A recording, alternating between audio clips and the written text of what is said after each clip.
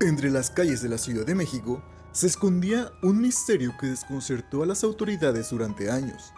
Un caso que parecía no tener solución y que reveló un rostro que nadie esperaba. Hoy te contaré la historia de La Mataviejitas, uno de los casos más impactantes de la historia reciente de México. El comienzo del misterio.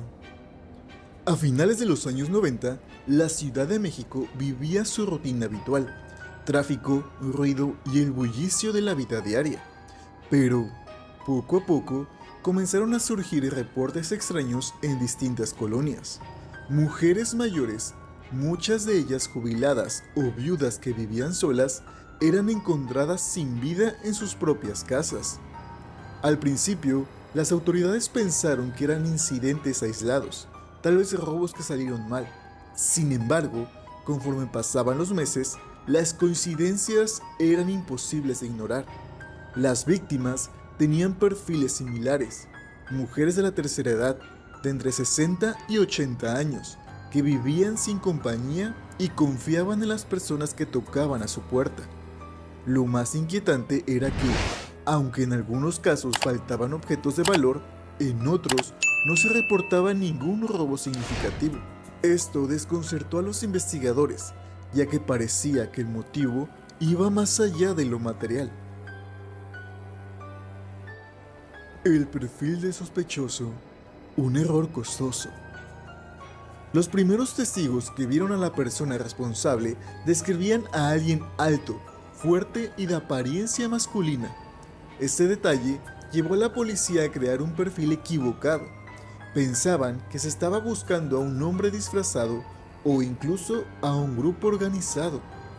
Las autoridades distribuyeron retratos hablados basados en estas descripciones, pero la confusión persistía. Nadie imaginaba que la verdadera responsable era una mujer. Durante años, esta confusión permitió que la persona detrás de estos actos continuara sin ser identificada. Fue uno de los errores más costosos en la investigación, ya que las autoridades estaban buscando en la dirección equivocada. La doble vida de Juana Barraza. La verdadera responsable era Juana Barraza, una mujer nacida en Hidalgo en 1957. Su infancia estuvo marcada por el abandono y el maltrato. Según su propio testimonio, su madre, quien tenía problemas de alcoholismo, la descuidaba y, en un hecho particularmente doloroso, la entregó a un hombre a cambio de mercancía. Este evento dejó una cicatriz emocional profunda en Juana. Se dice que desde temprana edad desarrolló un resentimiento hacia las mujeres mayores, a quienes en su mente asociaba con la figura de su madre. Pero la vida de Juana no se limitaba a esos pensamientos. Durante años fue conocida en el mundo de la lucha libre bajo el nombre de la Dama del Silencio, un apodo que, irónicamente, reflejaba su carácter reservado y determinado. En el cuadrilátero era una mujer fuerte y temida, pero fuera de él llevaba una vida aparentemente normal. Era madre de 4 hijos y trabajaba en empleos ocasionales para mantener a su familia. Nadie imaginaba que tras esa fachada de luchadora y madre trabajadora se escondía alguien buscado por la justicia. El modus operandi, la confianza como arma. Juana aprovechaba su imagen para ganarse la confianza de sus víctimas. Se hacía pasar por trabajadora social, enfermera o alguien que ofrecía apoyos gubernamentales. Tocaba las puertas de las casas y con un tono amable ofrecía ayuda.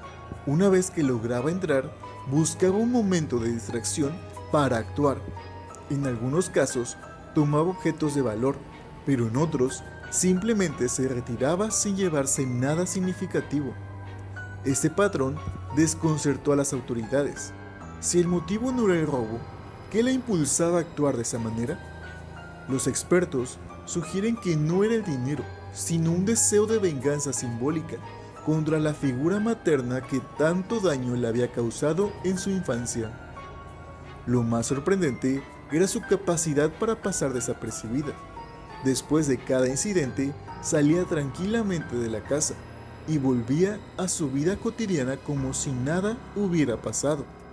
Esta habilidad para mezclar su vida diaria con sus actos hizo que la policía tardara años en dar con ella. El miedo en la ciudad, rumores y desinformación. Con el aumento de casos, el miedo se extendió por la Ciudad de México. Las personas mayores comenzaron a desconfiar, incluso de aquellos que parecían inofensivos. Las noticias advertían sobre un posible responsable, pero como la policía buscaba a un hombre, la verdadera culpable seguía libre. Los vecinos comenzaron a organizarse para cuidar a las personas mayores, y muchas familias optaron por no dejar solas a sus abuelas y madres. Mientras tanto, Juana seguía llevando su doble vida, luchadora por las noches y durante el día, alguien en quien las víctimas confiaban sin sospechar el peligro. El error que llevó a su captura. La captura de Juana Barraza sucedió el 25 de enero del 2006 y fue casi accidental. Esa mañana, en la colonia Moctezuma, Juana intentó llevar a cabo uno de sus últimos actos. Sin embargo, esta vez, un vecino la vio salir apresuradamente de la casa de una víctima y, sospechando que algo no estaba bien, llamó a la policía. Los oficiales acudieron de inmediato y tras una breve persecución, la detuvieron. Al ser llevada a la fiscalía, la sorpresa fue total. La persona que habían estado buscando durante años no era un hombre, sino una mujer de complexión fuerte y rostro serio. Al revisar sus pertenencias, encontraron identificaciones de víctimas y otros objetos que la relacionaban directamente con los casos. Finalmente, el misterio había sido resuelto, pero la verdad era más impactante de lo que cualquiera hubiera imaginado. El juicio y la sentencia histórica. Durante el juicio, Juana Barraza negó su responsabilidad en muchos de los casos que se le imputaban. Aunque las pruebas en su contra eran contundentes, los análisis forenses y los testimonios la vinculaban directamente con varios incidentes. En 2008 fue declarada culpable y recibió una sentencia de 759 años de prisión, una de las más largas en la historia de México. Aunque legalmente en el país la pena máxima efectiva es de 60 años, la cifra simbólica reflejaba la gravedad de sus actos. Al ser interrogada, Juana siempre sostuvo que su motivo no era el robo, sino un impulso derivado de su resentimiento personal. Muchos psicólogos que estudiaron el caso concluyeron que su infancia traumática jugó un papel clave en su comportamiento, aunque eso no justificaba sus acciones.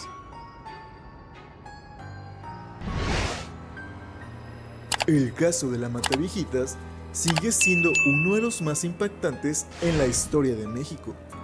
¿Tú qué opinas? ¿Crees que su pasado influyó en sus decisiones o simplemente fue una elección personal? Déjamelo saber en los comentarios y no olvides suscribirte para más historias como esta. Nos vemos en el próximo video.